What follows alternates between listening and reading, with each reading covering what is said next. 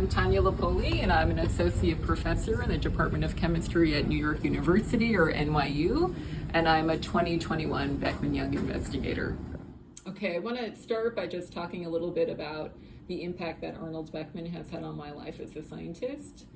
When I think back about the time that I first heard about him, I was actually an undergrad, and we learned that he invented the pH meter. And as someone who is trained in biochemistry, I couldn't imagine what doing science was like before the pH meter existed. Arnold Beckman was not only a scientist, he was also an entrepreneur and a philanthropist, along with his wife Mabel. And I've really been impacted by all of these different aspects of his professional life.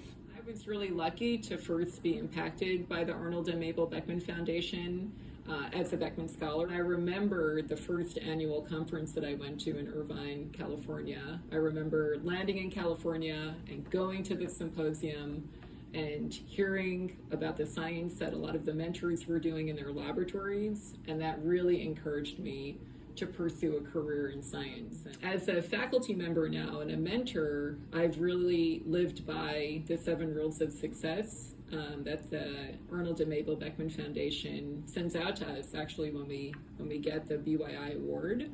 And the one that I have found to be the most useful in my own group is to hire good people and to get out of their way. That's something that I really have lived by as a faculty member and a professor. So the project that was funded really seeks to understand the molecules that mediate interactions between bacteria and their environments. And we want to do this by creating both chemical and living tools. So if you were to zoom in on any of these trillions of bacteria that are in you or on you, you would notice that long polymers extend from their surfaces. And if you could look at those in molecular detail, you would notice that these polymers are made up of repeating sequences of sugars. And you can think of these repeating sequences as molecular barcodes. One of the unique things about bacteria is that they can make sugar units, these building blocks, that are distinct from the ones that are found in humans. And those sugar building blocks, which are absent in humans but present in bacteria and other organisms like plants, are known as rare sugars. So in our BYI funded project, what we wanted to do was to take tools from biochemistry, synthetic chemistry, and microbiology and use them to really manipulate the surfaces of bacterial cells. We did this by using protein structures and predicted models so that we could rationally engineer enzymes to produce nucleotide sugars of interest. And in particular, we were able to make rare nucleotide sugars, so these unique building blocks of bacteria, which were hard to access by other methods. And we've used tools from synthetic chemistry to make unnatural or artificial sugar probes that contain chemical handles so that we can begin to modify the surface of cells.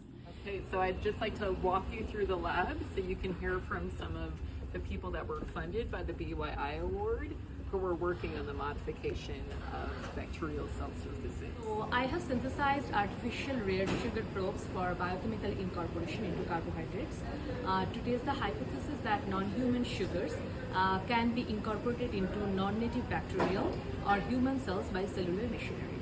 I am trying to identify O antigen inhibitor in different E. coli strain. From small screening, we have identified some potential hit compounds, and we're trying to analyze the compound using different biochemical methods. Working with my lab mate Maggie Zhang, we found that with our collaborators that defects in sugar biosynthesis also lead to defects in cell division. You can see it in this video where we can see bacterial cells dividing and not being able to form their cell division rings. I'm studying a rare sugar antibody interaction in human serum using ELISA. Okay, we want to thank the Arnold and Mabel Beckman Foundation for their generous support through this BYI award. It started work in my lab, which, as I said, I anticipate to continue for as long as we can. And it also provided us with a great community.